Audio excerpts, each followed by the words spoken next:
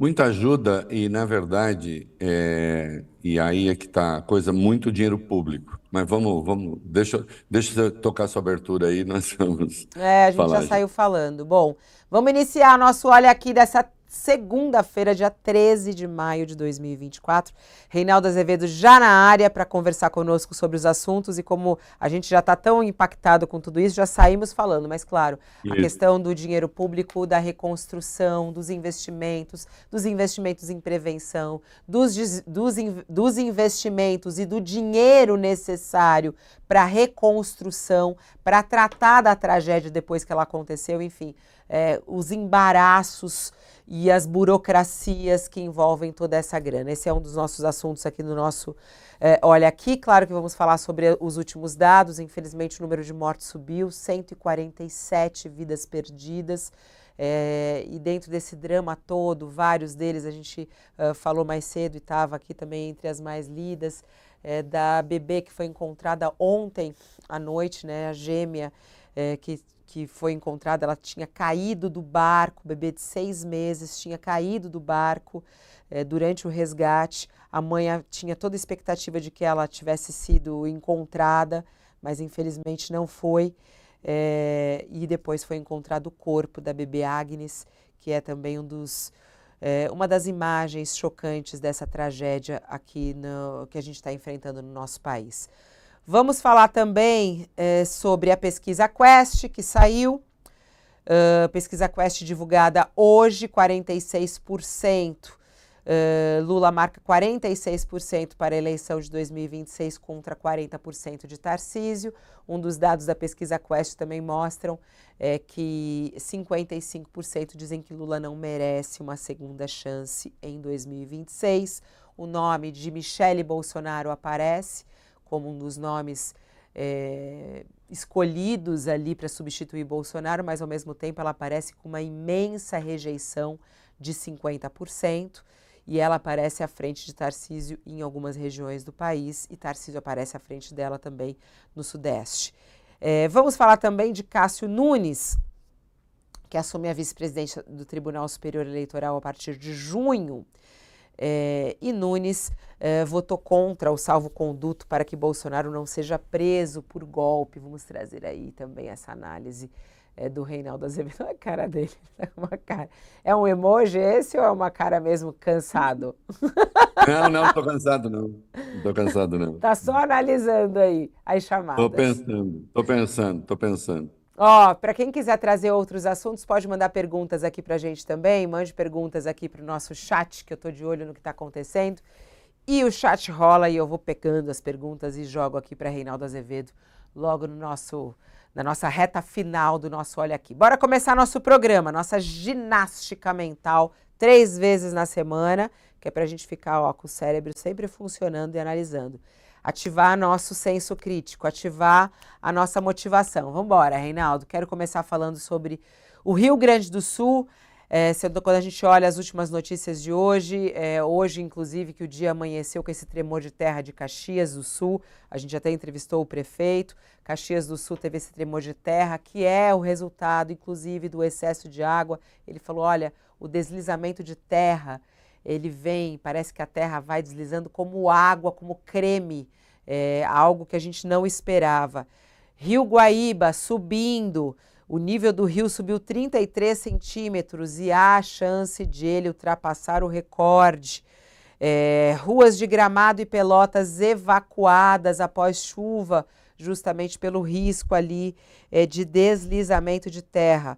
O vice-governador do Rio Grande do Sul diz que a situação é dramática e sem fim, Reinaldo. Uma devastação, né? Até escrevi essa madrugada no UOL, que a gente fica esperando, né? O Brasil fica esperando, imagine então os gaúchos, né?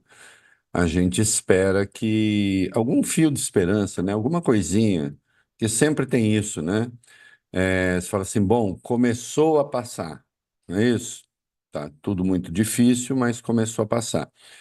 Por enquanto, essa notícia ainda não veio no Rio Grande do Sul. As notícias são sempre piores. Então, quando você acha que chegou a um extremo do sofrimento e do desastre, vem uma notícia ainda pior. As notícias de hoje são todas piores do que as de ontem e confirmam os piores prognósticos, né? Então havia, como voltou a chover no Vale do Taquari, então isso pode elevar o nível do Guaíba. Está elevando o nível do Guaíba, né? Os ventos ali no estuário da Lagoa dos Patos, eles são contrários àquilo que se deseja, porque eles ventam do mar para o continente na prática, e aí, em vez de facilitar a saída da água, na verdade dificulta, com elevação da maré, inclusive.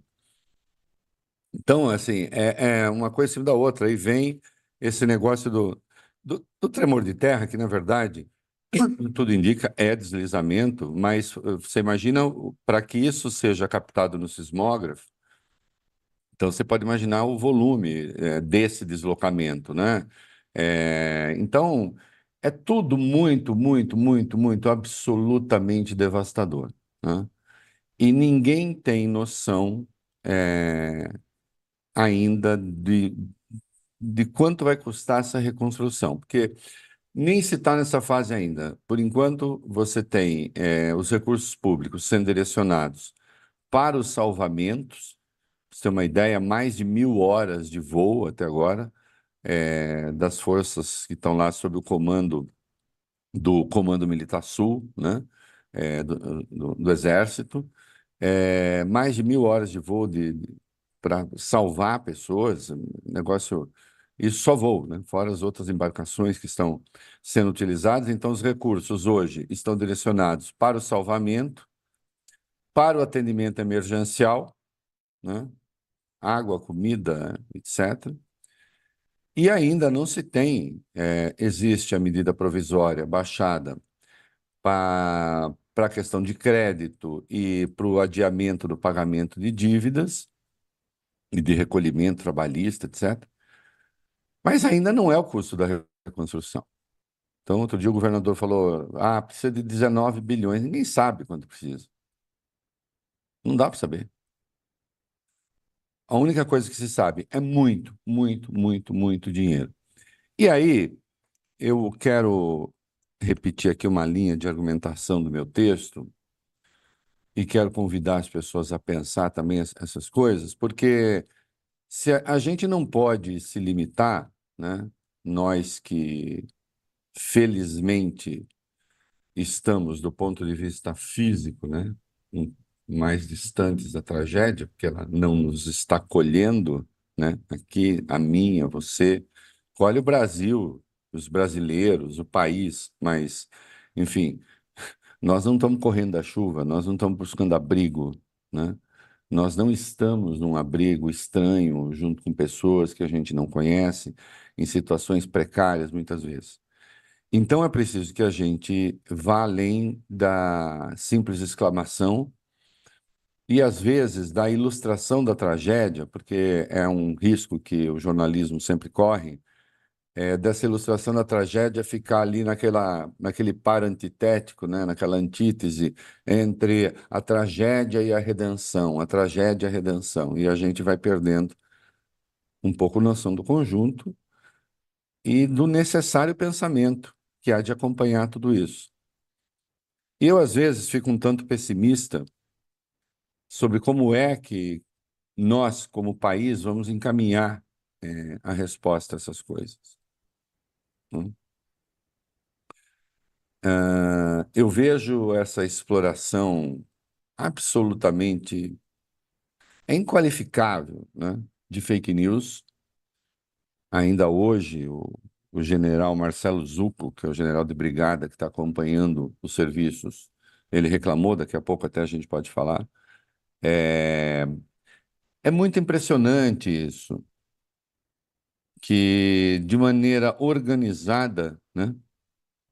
E já dá para saber que os mesmos que pregaram golpe de Estado, que eram os negacionistas da Covid, são agora aqueles que tentam desqualificar o trabalho, né, de salvamento, vindo com essa cascata, civis salvam civis. E não é que civis não salvem civis, o trabalho de solidariedade é espetacular, é maravilhoso. Mas nós já temos ocorrências de hostilização do trabalho da imprensa, calcule você, né? Por pessoas que estão envolvidas no salvamento, como se a imprensa estivesse ali para atrapalhar, né? E se criou uma falsa oposição entre o trabalho oficial de salvamento, das forças oficiais de salvamento, e nós temos milhares de pessoas lá, né? E essas pessoas que estão fazendo esse trabalho absolutamente meritório, abnegado, necessário também, obviamente necessário, mas não são coisas opostas, contraditórias, elas estão juntas, né? Mas esses canalhas criam essa oposição, porque, na verdade, estão movidos por interesses de natureza política, e às vezes isso salta um pouco o muro. Sim, eu sempre, assim, a imprensa, ela tem que ter um muro. Não pode, a água das redes sociais não pode vazar para a cidade da imprensa e inundar a imprensa de indignidades. E às vezes não, isso tem acontecido com alguma frequência, né? De maneira que mesmo esse trabalho que está sendo feito de socorro às pessoas não tem merecido, acho eu, o devido destaque, porque isso também, isso que você falou, você abriu o programa dizendo que as pessoas temem que a coisa caia no esquecimento, né? Então é importante que elas se sintam abrigadas, ainda que estejam numa situação difícil, mas que saibam, não, há um trabalho organizado de cuidado, né? Coisas estão sendo pensadas depois. Porque o que há aí, no fim das contas, é uma tentativa de desqualificar a própria intervenção necessária do Estado brasileiro. Que hoje a solidariedade doa arroz, doa feijão, doa dinheiro, doa roupa, e insisto, não estou, é absolutamente necessário. Só que a reconstrução do Rio Grande do Sul depois não vai se fazer da doação de arroz, de roupa, de não sei o quê. Vai ter um custo espantoso, nós não sabemos quanto. E a partir de agora se cria um novo padrão também de resposta.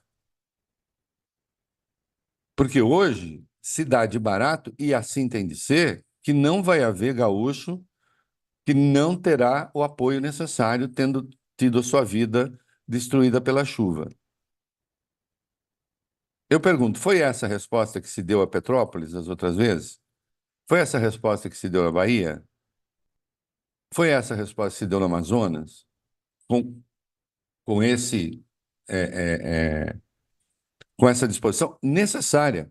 Então passa a ser um padrão. Nós teremos, como país, de dar resposta a essas tragédias, porque elas vão se repetir.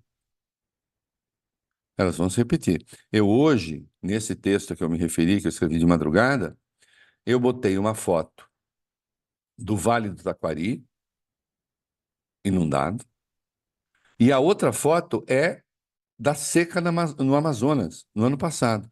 As duas fotos são do ano passado. Por que que você não botou uma foto agora, do Vale do Taquari agora? Porque eu queria mostrar que em setembro do ano passado, o Vale do Taquari estava debaixo d'água e o Amazonas seco, e o mês era o mesmo, setembro. E nem o Vale do Taquari deveria estar debaixo d'água em setembro, nem o Amazonas deveria estar seco em setembro. E, no entanto, estava. E nós estamos falando, portanto, no caso do Rio Grande do Sul, da segunda tragédia em menos de um ano, né? Lembrando que o Rio Grande do Sul tinha sido, antes das chuvas, o Rio Grande do Sul tinha passado por secas pavorosas.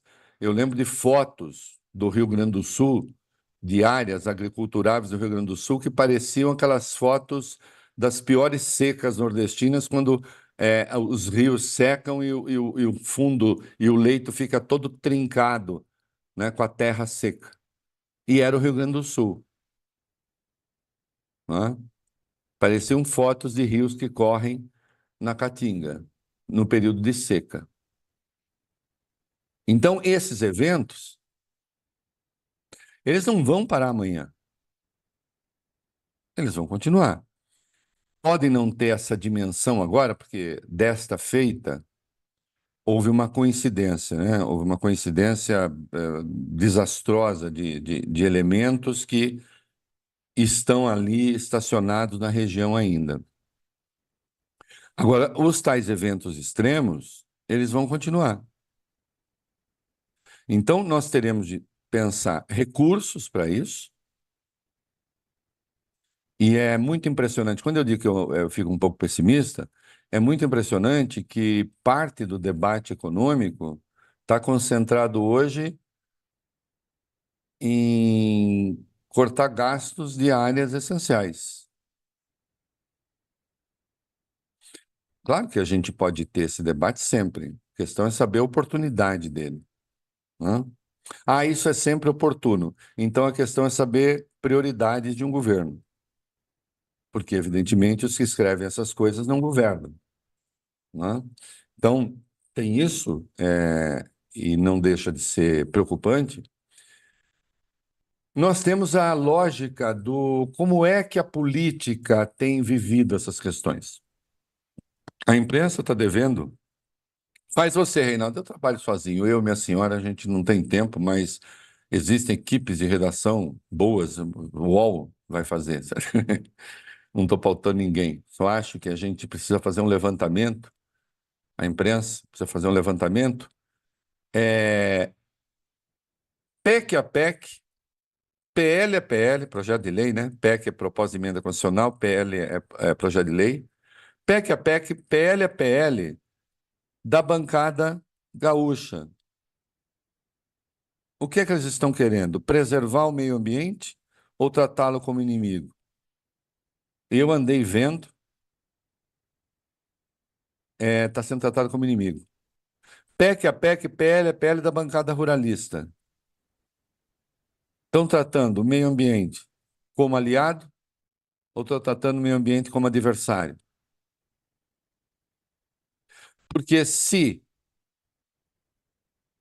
o ano que vem a tragédia vai se repetir, há pouca coisa a fazer em termos de política pública que não seja atender essas vítimas, porque, atenção, Fabíola, nós já falamos aqui, depois que falamos aqui, aliás, isso começou a se multiplicar, não estou falando que foi porque falamos aqui, mas falamos antes aqui, tem título a respeito, né? Há cidades que terão de ser construídas em outros lugares, pelo menos uma parte delas.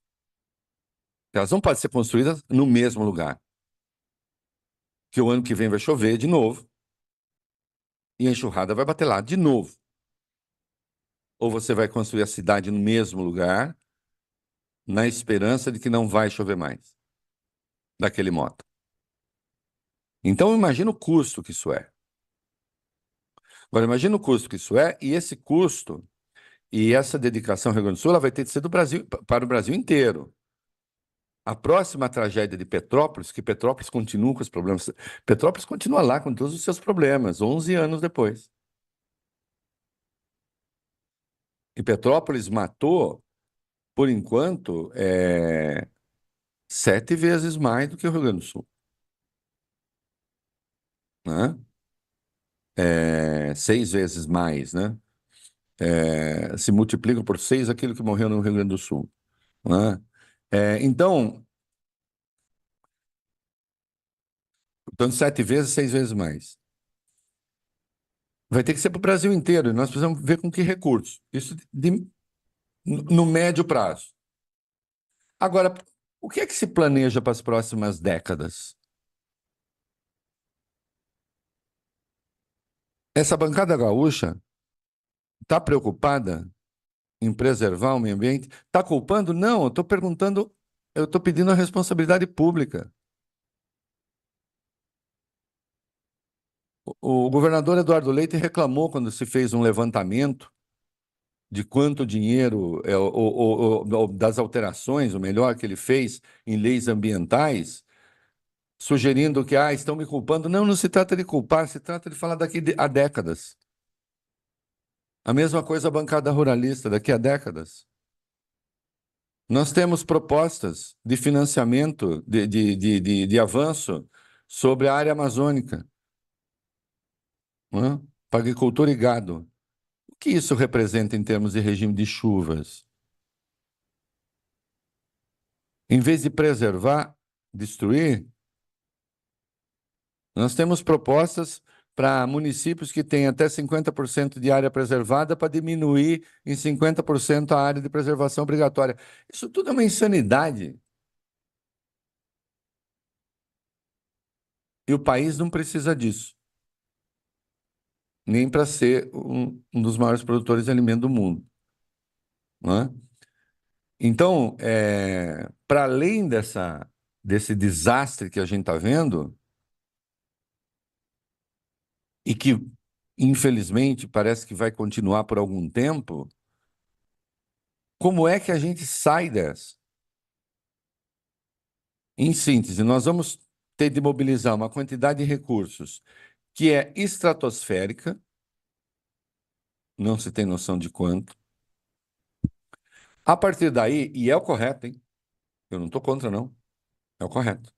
A partir daí, nenhuma parte do país que passe por tragédia, seja extremo de chuva, seja extremo de seca, pode ficar sem assistência.